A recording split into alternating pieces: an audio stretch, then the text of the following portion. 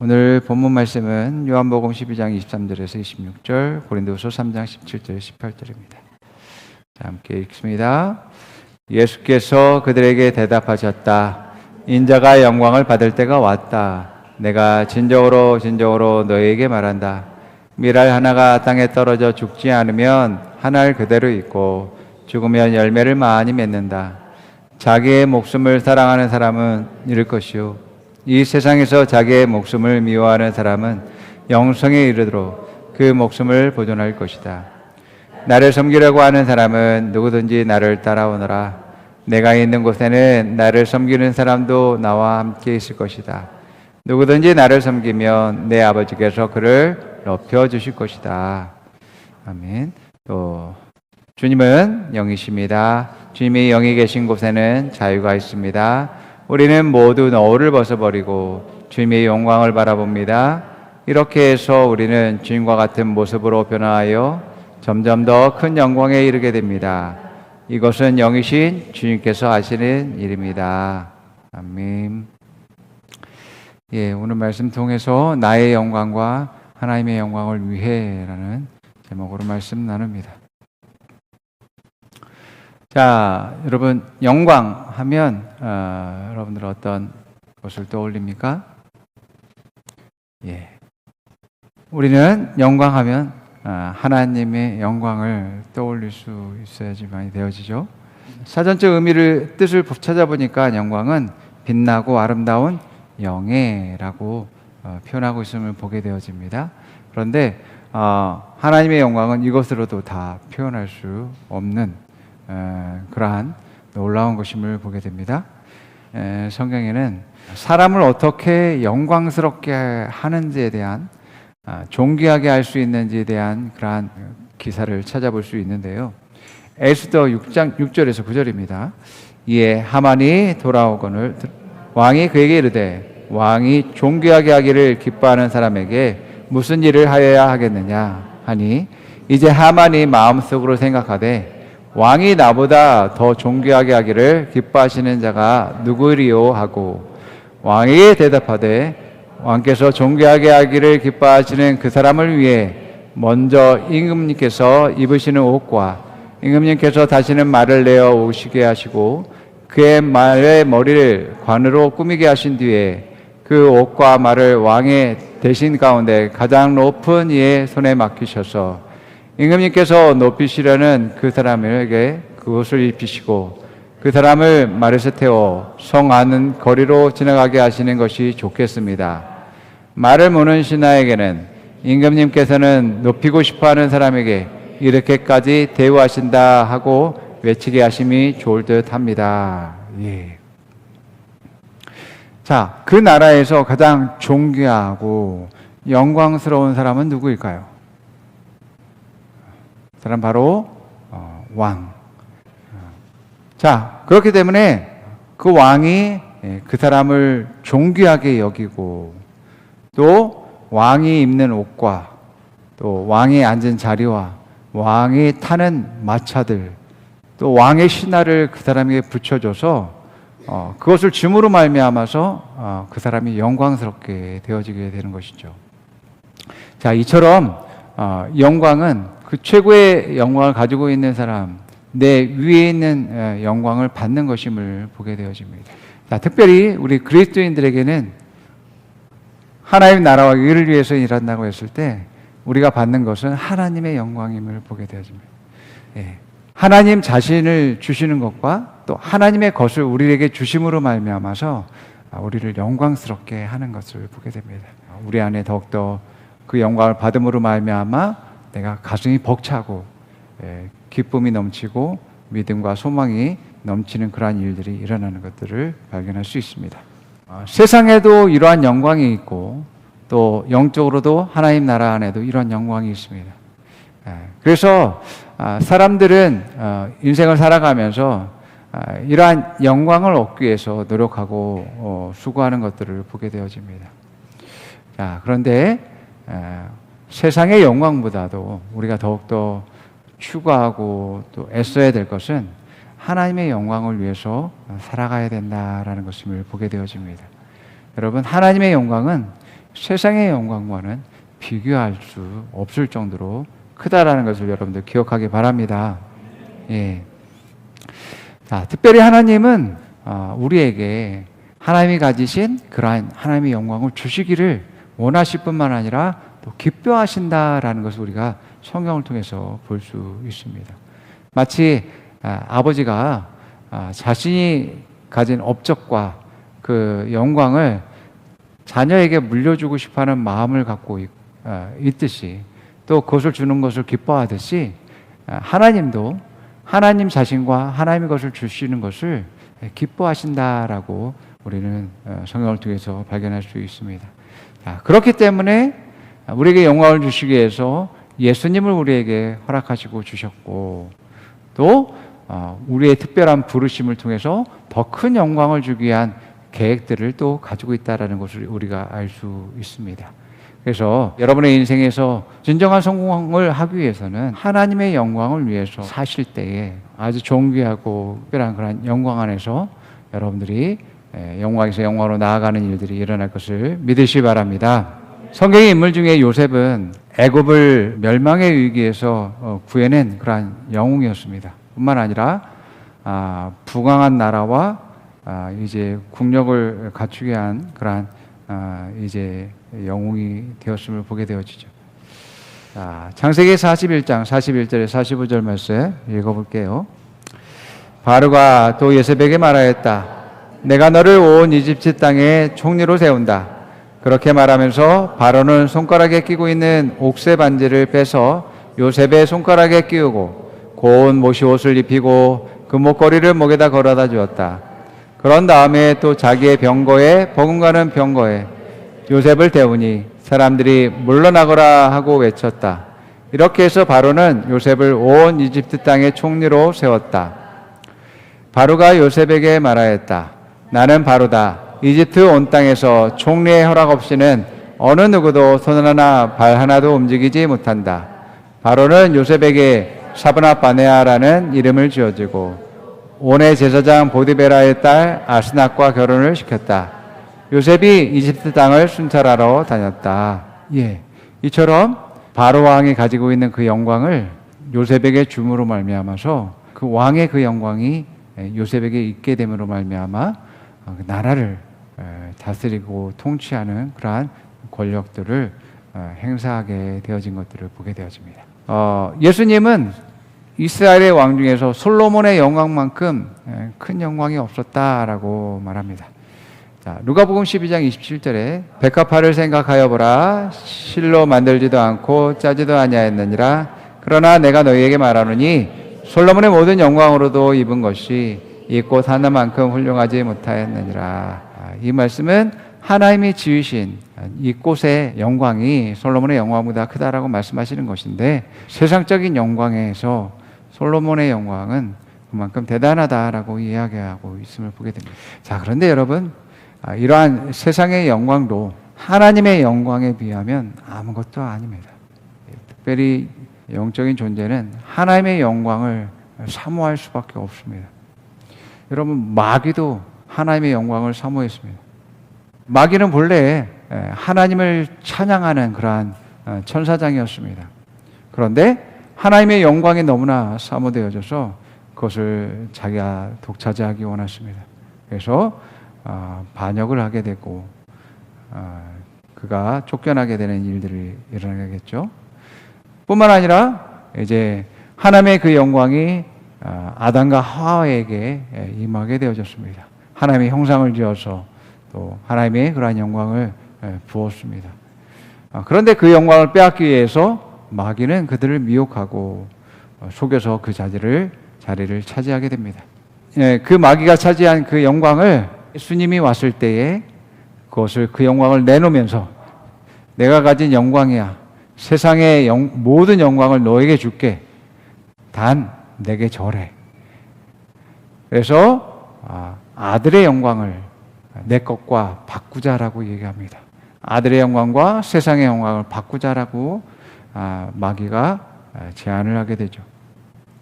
그러나 예수님이 그것을 거절하고 마귀를 쫓아냅니다.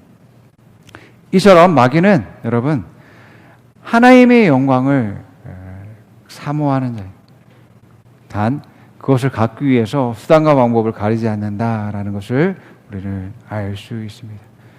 세상의 영광을 줄 만큼 하나님의 영광이 얼마나 크고 대단한지에 대해서 마귀가 단적으로 이야기하고 있는 것을 보게 됩니다.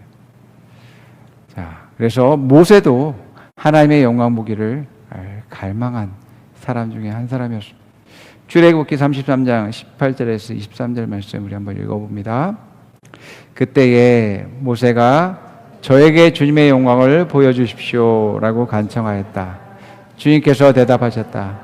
내가 나의 모든 영광을 내 앞으로 지나가게 하고 나의 거룩한 이름을 선포할 것이다. 나는 주다. 은혜를 베풀고 싶은 사람에게 은혜를 베풀고 불쌍히 여기고 싶은 사람을 불쌍히 여긴다.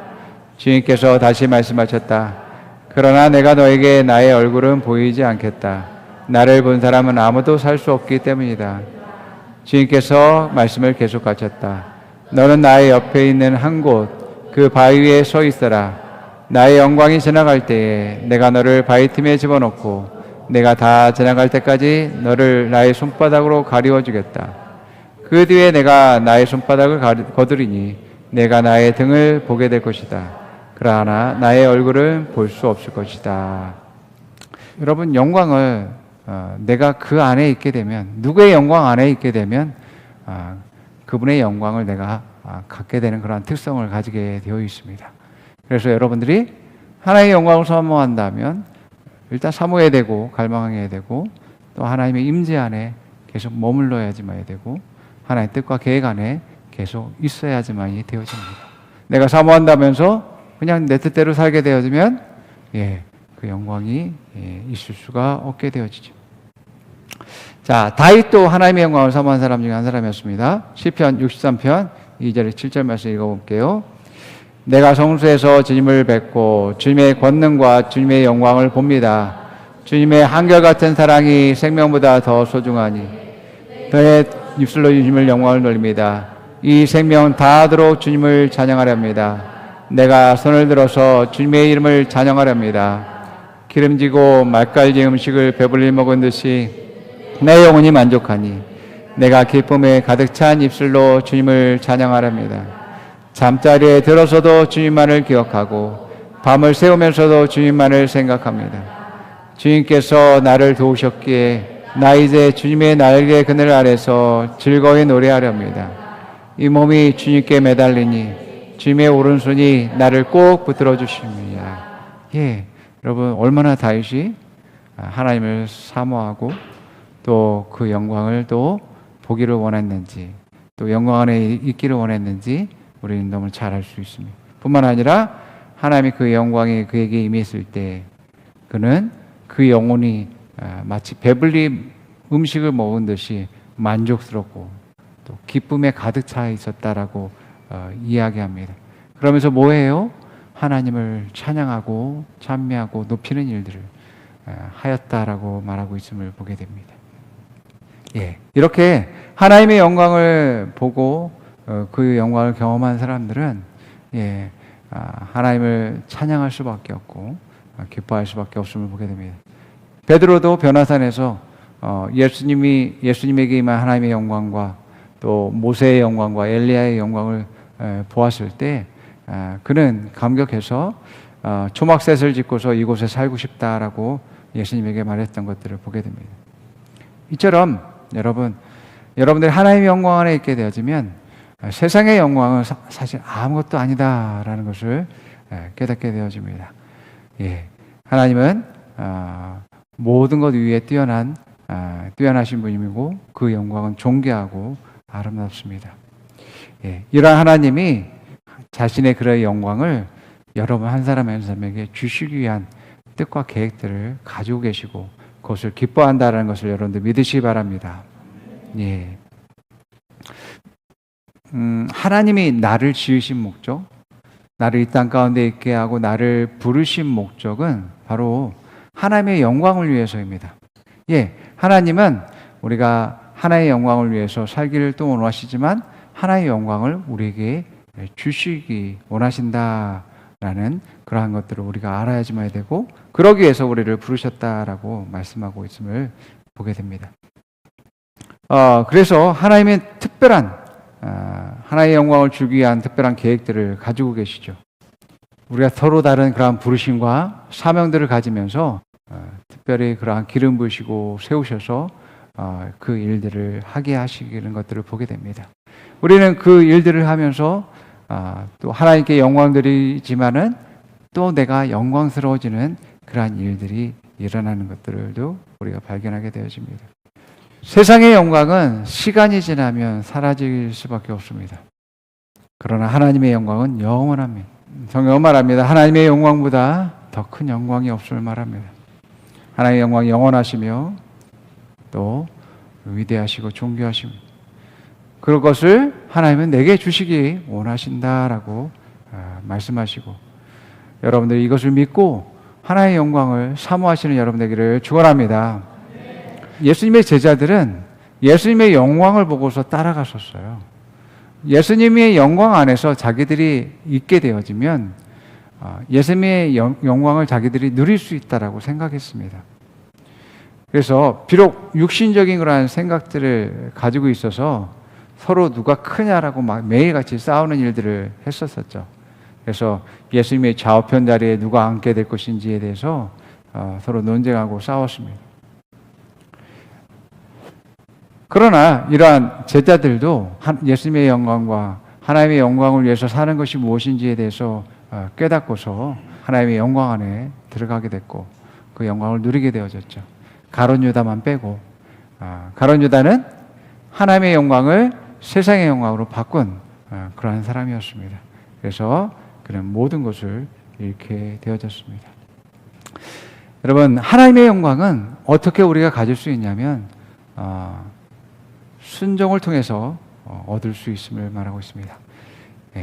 요셉이나 모세나 다윗과 솔로몬을 통해서 우리가 보듯이 그 영광을 사모하는 자에게, 갈망하는 자에게 주어질 수밖에 없고, 또 지속적으로 그 영광 안에 머무르고 또 따르고 순종하는 사람이 갖게 된다는 것을 여러분들 기억하시기 바랍니다. 너무나 단순한 원리지만 사실 이러한 믿음을 갖고 순종한 사람은 너무 적음을 보게 되어집니다. 예수님을 찾아왔던 부자 청년은 세상의 영광을 많은 것들을 가지고 있는 사람이었습니다. 그런데 그는 예수님을 따라갈 수 없었어요. 왜냐하면 예수님을 따라가는 것을 선택했을 때는 자기의 영광이 되는 그러한 재물들을 다 팔아서 가난한 자에게 줘야 되기 때문에 그렇습니다. 부자 청년은 그것을 포기할 수 없었습니다. 자, 이때 베드로가 말합니다. 마태복음 19장 27절에서 28절. 이 말씀을 듣고 베드로가 예수께 말하였다. 보십시오, 우리는 모든 것을 버리고 선생님을 따랐습니다. 그러니 우리가 무엇을 받겠습니까? 예수께서 그들에게 말씀하셨다. 내가 진정으로 너에게 말한다. 새 세상에서 인자가 자기의 영광스러운 보좌에 앉을 때 나를 따라온 너희도 12보좌에 앉아서 이스라엘 12지파를 심판할 것이다. 예, 그렇습니다. 끝까지 따르는 자, 순종하는 자, 믿음을 가진 자들이 그 영광을 차지하게 되는 것입니다. 여러분, 예수님은 만왕의 왕, 만주의 주가 되십니다. 예수님이 그 영광을 위해서 예수님이 대가를 치른 것은 자기의 생명을 드리는 것이었어요. 사실은 여러분, 우리가 영광이라고 생각했을 때는 너무나 존귀하고 아름답고 소망이 넘치고 기쁨이 넘치는 것으로 보이잖아요.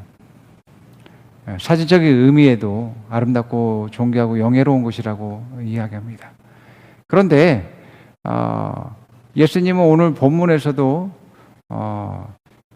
가룟 유다에게 은 30에 팔리는 상황에서 또 곧 있으면 로마 병정에게 잡혀서 고초를 당하는 그러한 상황인데 예수님이 내가 지금 영광을 받았다라고 말씀하고 있는 것을 보게 됩니다.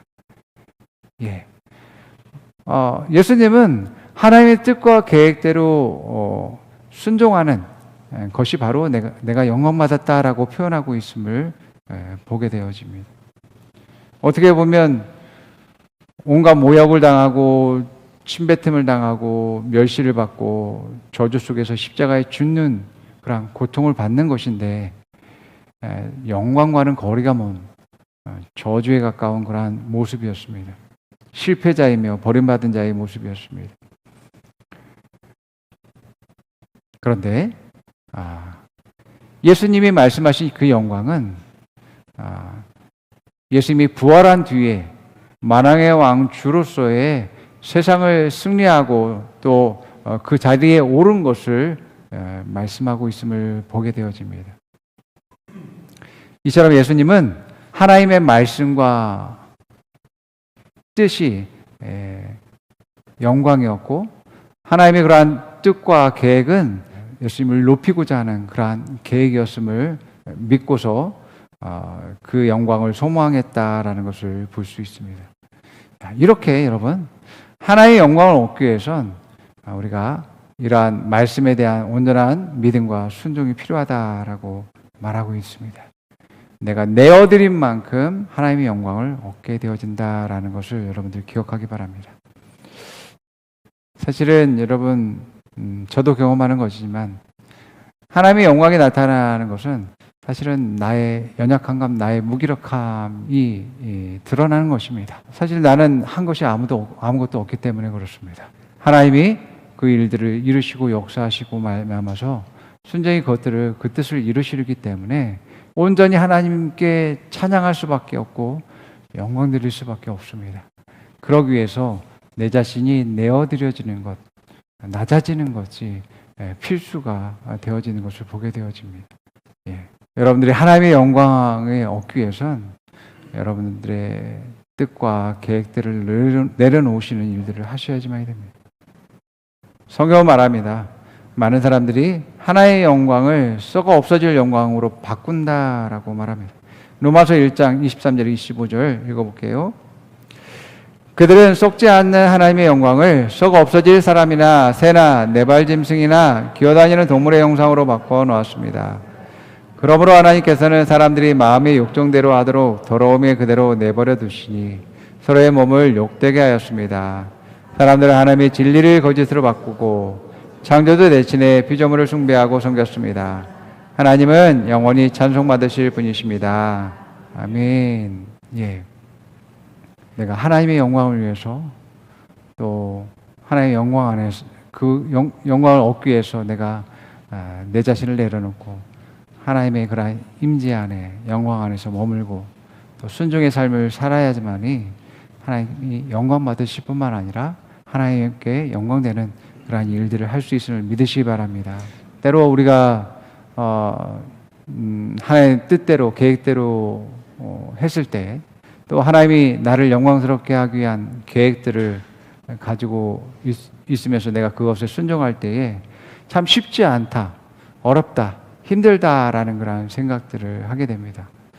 그럴 때에 여러분들이 하나님 앞에 갔을 때에 내가 받을 영광에 대해서 한번 생각해보고 그려보시기 바랍니다.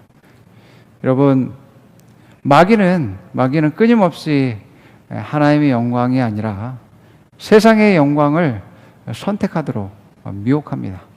예수님에게 했듯이 바울은 여러분 많은 핍박과 멸시와 고난 속에서 하나님의 영광을 바라보면서 이렇게 말했습니다. 디모데후서 4장 8절 우리 함께 읽어봅니다.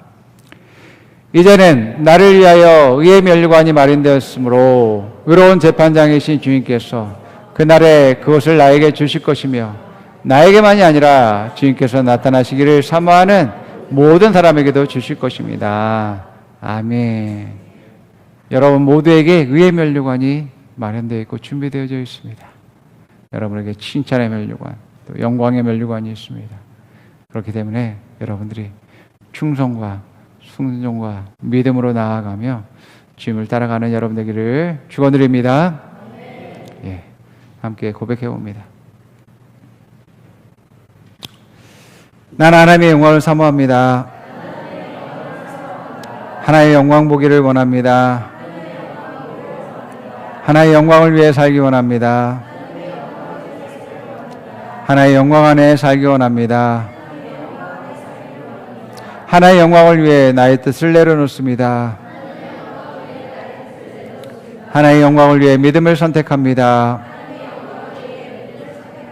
하나의 영광을 위해 순종을 선택합니다. 나는 영광에서 영광으로 나아갑니다. 내게는 면류관이 준비되어 있습니다. 위에 면류관이 준비되어 있습니다. 영광의 면류관이 준비되어 있습니다. 옆 사람에게 말해봅니다. 하나님의 영광을 위해 사십시오. 하나님은 당신을 영광스럽게 하십니다. 영광의 면류관이 준비되어 있습니다. 영광에서 영광으로 나아가십시오. 아멘. 기도하겠습니다.